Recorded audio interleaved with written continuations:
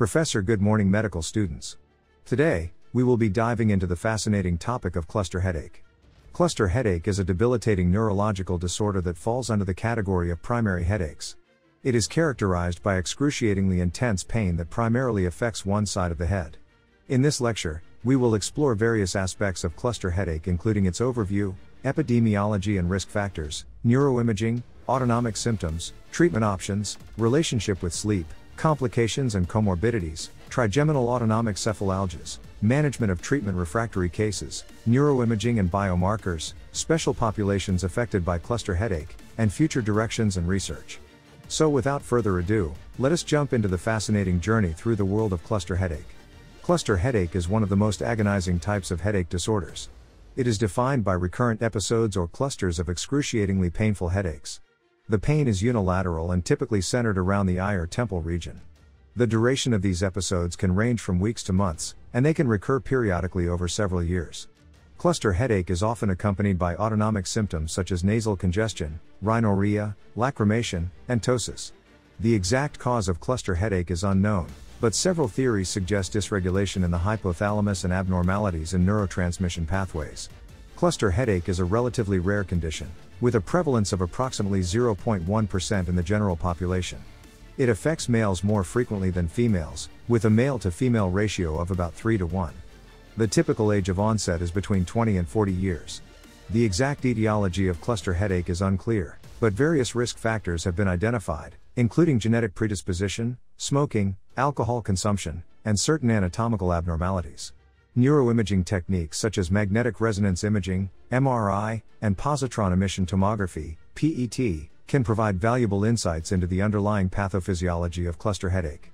Studies have revealed structural and functional changes in specific brain regions, including the hypothalamus, thalamus, and trigeminal autonomic system. These imaging findings strengthen the hypothesis of hypothalamic involvement in the pathogenesis of cluster headache. Autonomic symptoms are an integral part of cluster headache and can provide additional diagnostic clues. Patients often experience ipsilateral nasal congestion, rhinorrhea, lacrimation, and ptosis during a headache episode. These symptoms are thought to be related to the activation of the trigeminal autonomic reflex pathway. Understanding these autonomic manifestations is crucial for accurate diagnosis and differentiation from other headache disorders. The management of cluster headache involves both acute and preventive strategies.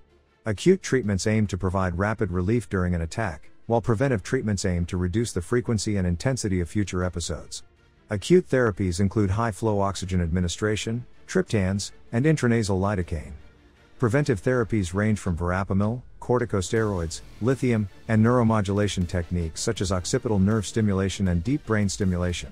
Cluster headache demonstrates a close relationship with sleep. The majority of attacks occur during sleep, typically awakening the patient from a sound sleep. Sleep-related abnormalities and disturbances such as bruxism, sleep apnea, and rapid eye movement, REM, sleep abnormalities have been implicated in the pathogenesis of cluster headache. Understanding this link is crucial for developing effective treatment strategies. Cluster headache can significantly impact a patient's quality of life and lead to various complications and comorbidities. These can include depression, anxiety, substance abuse, and disrupted work and social life.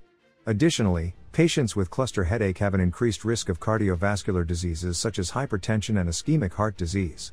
Identifying and managing these complications is key to holistic care. Trigeminal autonomic cephalalgias, TACs, are a group of primary headache disorders that share common clinical features with cluster headache. This group includes disorders such as paroxysmal hemicrania, hemicrania continua, and short-lasting unilateral neuralgiform headache attacks with conjunctival injection and tearing, SUNCT. Understanding the distinctive features of TACs is crucial for accurate diagnosis and appropriate management. Despite the availability of numerous treatment options, some patients with cluster headache may remain refractory to standard therapies. In such cases, alternative approaches such as sphenopalatine ganglion blockade, neurostimulation techniques, and emerging pharmacotherapies may be considered. A multidisciplinary approach involving neurologists, headache specialists, and pain management experts is often needed to optimize care for treatment-refractory cluster headache.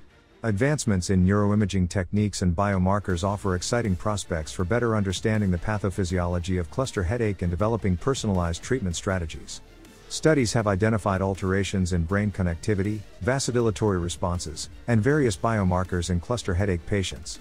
Integrating these findings into clinical practice has the potential to revolutionize the diagnosis and treatment of cluster headache. Cluster headache can present unique challenges in special populations such as women, children, and elderly individuals. Hormonal fluctuations, pregnancy, and menopause can influence the frequency and severity of attacks in women. Pediatric cluster headache requires tailored management approaches considering the child's age and development. Elderly patients may have additional comorbidities and treatment considerations. Recognizing these nuances is vital for providing optimal care to all affected populations. Cluster headache remains an area of ongoing research and investigation. Emerging therapies such as calcitonin gene-related peptide, CGRP, monoclonal antibodies, orexin receptor antagonists, and non-invasive neuromodulation techniques hold promise for the future management of cluster headache. Advancements in neuroimaging, genetics, and precision medicine are also expected to enhance our understanding of this enigmatic disorder. In conclusion, cluster headache is a complex and debilitating neurological disorder that poses significant challenges in diagnosis and management. Understanding the various aspects of cluster headache, including its epidemiology, clinical features, neuroimaging findings, treatment options, and future directions, is crucial for healthcare professionals to provide optimal care to patients suffering from this condition. By staying updated with the latest research and advancements, we can contribute towards improving the quality of life for individuals living with cluster headache. Thank you for your attention, and I hope this lecture has expanded your knowledge in the field of neurology.